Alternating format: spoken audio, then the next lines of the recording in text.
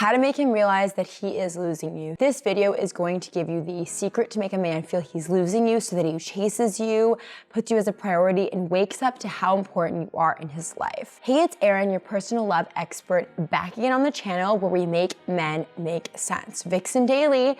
If you want to learn how to make him realize he's losing you so he starts putting in the effort and treating you with priority, enthusiasm, and respect, then write "I'm ready" right now in the comments while the intro plays.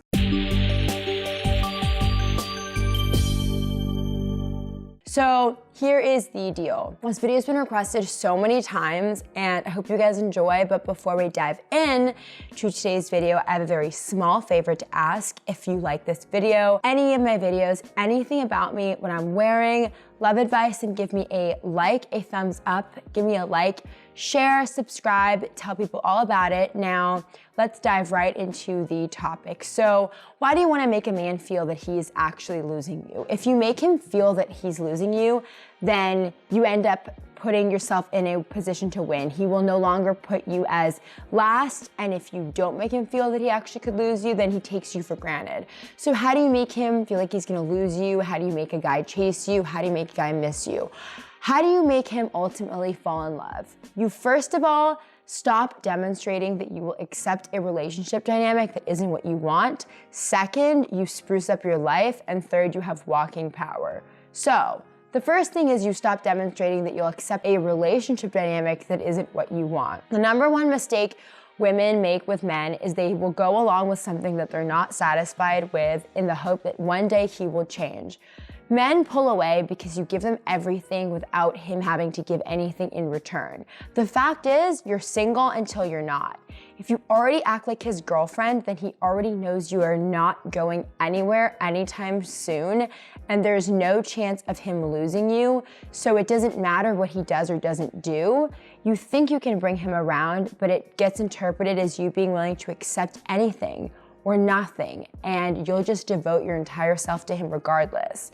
It actually sends the message that it doesn't matter what he does. You will stick around regardless, but when you have a standard of what you want, you stop giving everything to him without this hope that he'll eventually step up and give you what you want.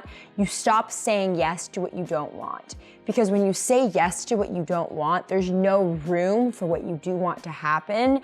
You have to be willing to say no to what you don't want though, and only then will you discover that the person was either willing to give you what you wanted or they never were going to in the first place. So in other words, you either discover that they don't want to lose you and you're willing to walk away. So if he's gonna ever have the relationship that you wanted, then he will. But if he's okay with losing you, then you can finally discover that. And it's very disappointing, but in truth, it's a really good thing ultimately because you know the truth. And if you discover that he's unwilling to have the kind of relationship that you want to the point where he is okay with losing you, then you are lucky because you don't waste time anymore and you don't wanna be stuck on this. You're not gonna be wasting this dead end time that you could have been spending on being open to a man who would actually give you what you want. And the wisdom of knowing when to say no to what you don't want is actually a huge gift in your love life and in general. Ultimately, the step is simple.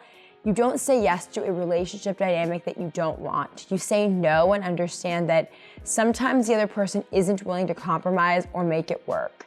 Now, I want to point something out here because there's one ultimate thing that determines if your love life is easy, amazing, and perfect, or if there are problems where you feel something is missing or a constant fear you're losing him or he's losing interest and you're confused, nothing makes sense, and maybe you even feel frustrated or heartbroken. What's the one thing that makes all the difference? It's having the right perspective in your love life, because when you have the right perspective, everything makes perfect sense to you. You see your love life clearly. You automatically do the right thing when you need to, and it's effortless. Your love life just works. You don't have to think about it. You don't worry about it. It all makes sense and you're happy with it. Now, maybe this is the first video you've ever watched by me, or maybe you're already subscribed to the channel and you watch all my videos, but I want to point out that what I'm really showing you when you subscribe to this channel is what the perspective is that really makes your love life effortless, easy, and just plain work the way you've always wanted it to. So the number 2 thing that you need to be doing is to spruce up your life. That's a very strong perspective win that you need to implement. It gives off an attractive vibe to men and it reels him in. The basis of this is because having a full life means you give off energy that attracts men because you enjoy yourself. It's a mistake to think that relationships are supposed to just make us happy or that they can even make us happy, because we need to all learn how to live happy on our own. Even when we're in a relationship, you can't expect anyone else to be making you happy or to be able to if you can't even do it for yourself. Think about that.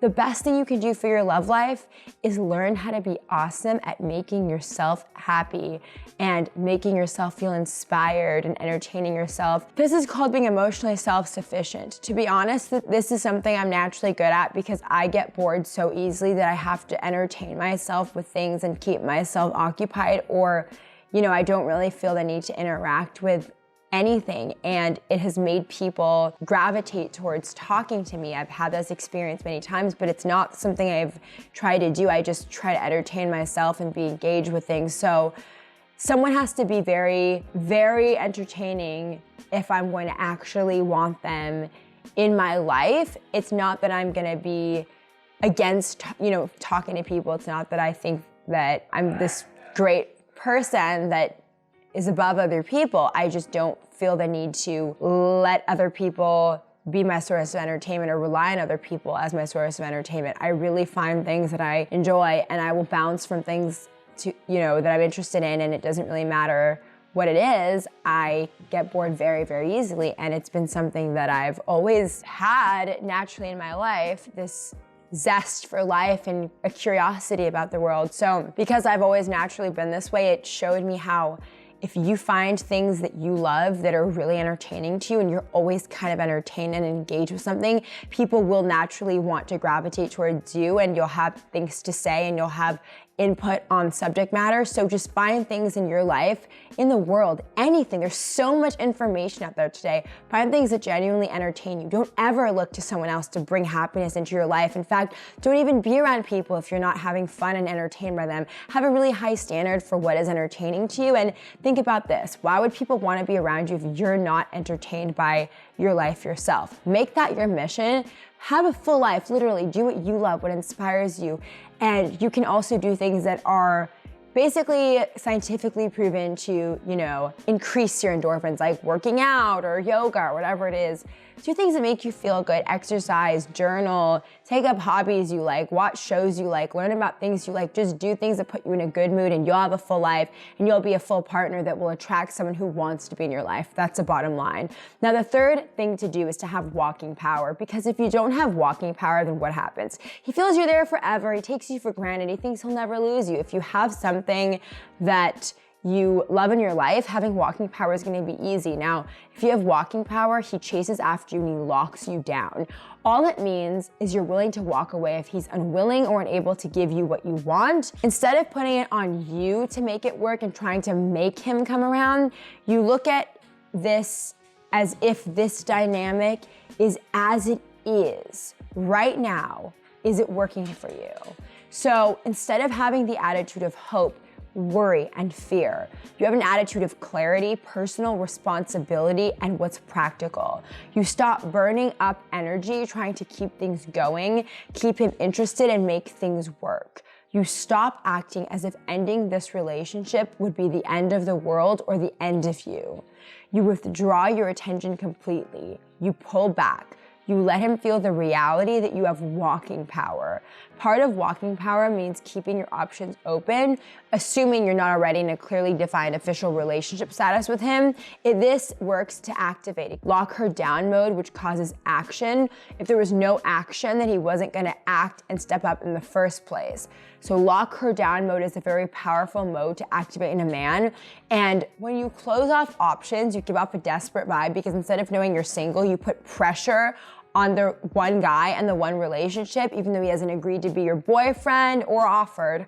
Men will lock you down only if they feel they can lose you, and having the clarity that you're single until he commits makes you more desirable. So how do you keep your options open? You don't necessarily have to date other men, but you have open mind toward the possibility.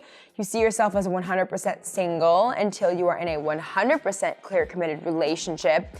And you have the labels and everything. Nothing weird or casual or it's complicated, nonsense situations. This is a perspective. Here it is. Don't choose him before he chooses you. That's the winning perspective here. Now, you are making a mistake in your love life and you don't know it because your instincts are tricking you. But what if you had a personal love expert at the exact moment that you needed it, who could give you answers to any problem with men and save you from making the wrong move? Well, we get so many comments these days now, and you know I try to reply to everyone, and I still will, but I wanted to create a private group where you can get individual attention from me to help with whatever you're dealing with in your love life, so you can get to have the love life you really want with no problems, no confusion, no more heartache or heartbreak. Space is limited, but if there is space available, you can connect with me in the insider group, VixenInsider.com. That's VixenInsider.com. There you go. I hope that this helped. And of course, be sure to comment with your thoughts on this topic, any questions you might have, and subscribe to this channel for more love advice so you can have the love life that you really want. And I will see you next time.